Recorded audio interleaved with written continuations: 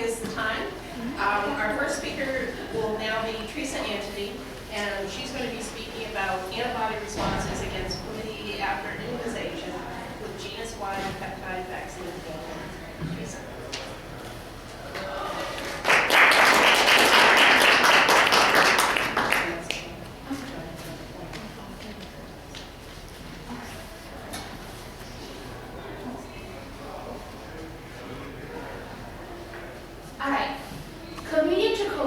Causes the most reported sexually transmitted disease in the United States.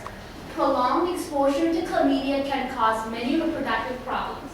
So in women, if left untreated, it can cause infertility. Here is a picture of a normal female reproductive tract, and the arrows indicate the normal route of the egg. And here is a chlamydia-infected reproductive tract. The scarring caused by the chlamydia causes a buildup, and the egg cannot pass through the fallopian tube, thus causing an infertility. Although antibiotics such as azithromycin are used to treat chlamydial infections, there are currently no vaccines to protect against chlamydia. So there is a need for a vaccine. So when we get the flu vaccine, we get the part of an organism, part of the virus, and our body recognizes it as a foreign object and produces immunity to it. Same idea right here. We are testing peptide vaccine candidates in their ability to produce antibody even before they see live chlamydia.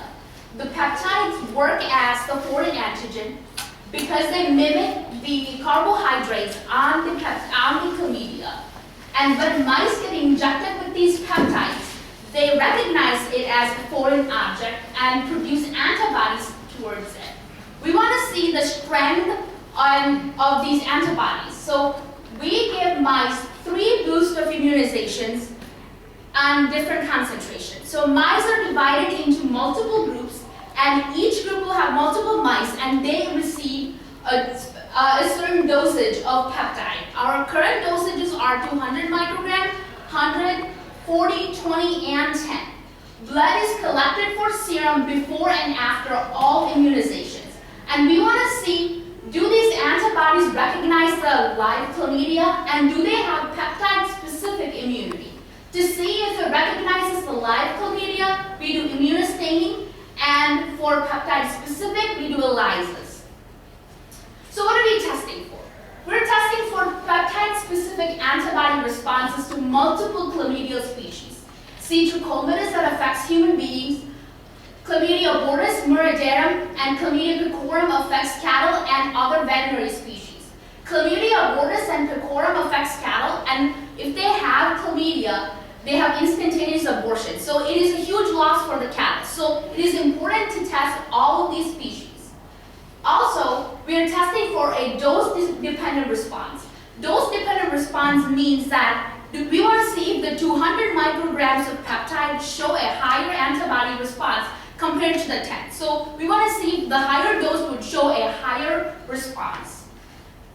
My hypothesis was that the new peptide mimics of Chlamydia trachomatis carbohydrate antigen epitope would be an effective genus-wide vaccine candidate for chlamydia. So immunostaining. In immunostaining, we have cells infected with chlamydia, all 4 species of chlamydia infected cells, and they're fixed on microscope slides. And they're blocked with normal goat serum to avoid any non-specific staining. Primary antibody, the serum that contains the antibodies, are added, and then incubated. Secondary antibody, FITC, is added so that the antigen to antibody binding would come out as green color. And washing and counterstaining with Evans blue to make the cytoplasm red. In these experiments, we test the ability of 2 different peptides, peptide 4 and the peptide 11. Each peptide concentration had a range of 5 to 8 serums. So 5 to 8 mice were tested for each of these concentrations. Slides were viewed under the microscope to evaluate the strength by looking at the brightness of the inclusions. I scored the slides from a scale of 0 to 2. 0 being no response at all, 1 being a weakly positive, and 2 being a strong positive. And you can clearly tell there's a difference between a 1 and a 2. These are all given same treatments and looked at under a microscope in the same exposure. So if a 2 is very strong positive while 1 is a weakly positive. Here is a graph of all 4 species in on 5 different concentrations for peptide 4. And the y-axis is the staining score with their standard errors.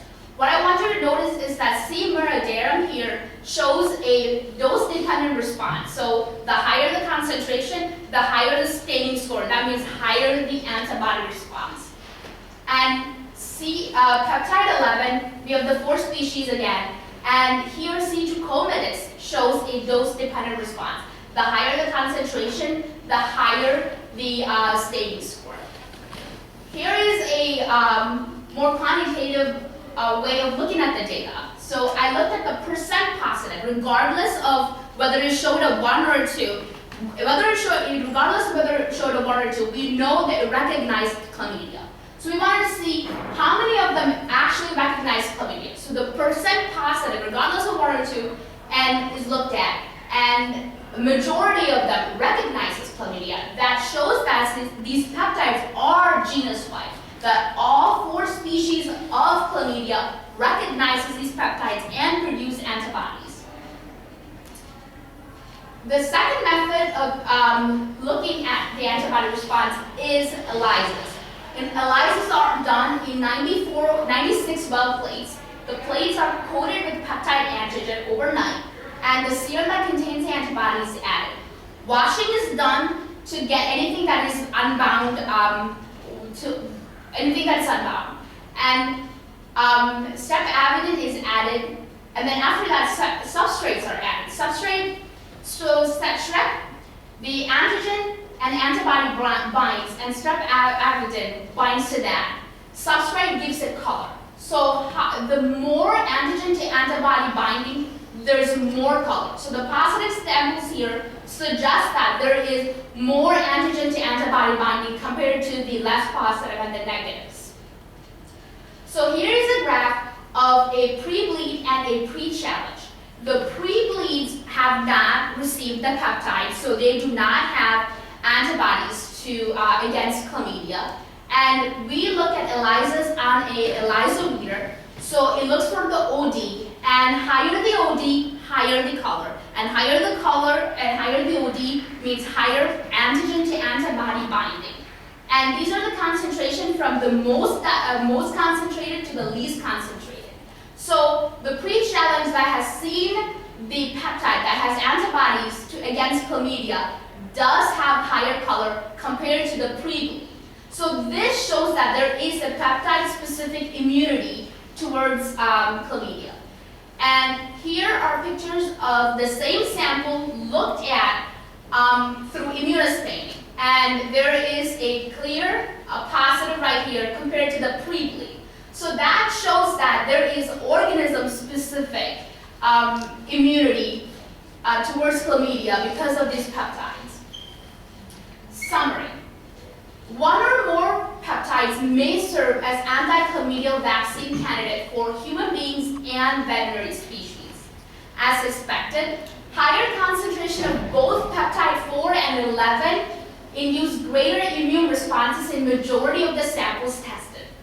Dose-dependent response were detected against C. muridarum in antipeptide 4 and in C. trachomatis in peptide 4 and 11.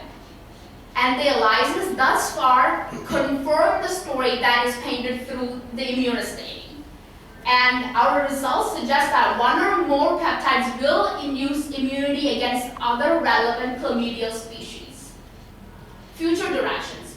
New experiments have to be conducted combining these peptides to see if there's a more promising results when we combine these peptides together. Additional ELISA needs to be performed to get a greater correlation for our data.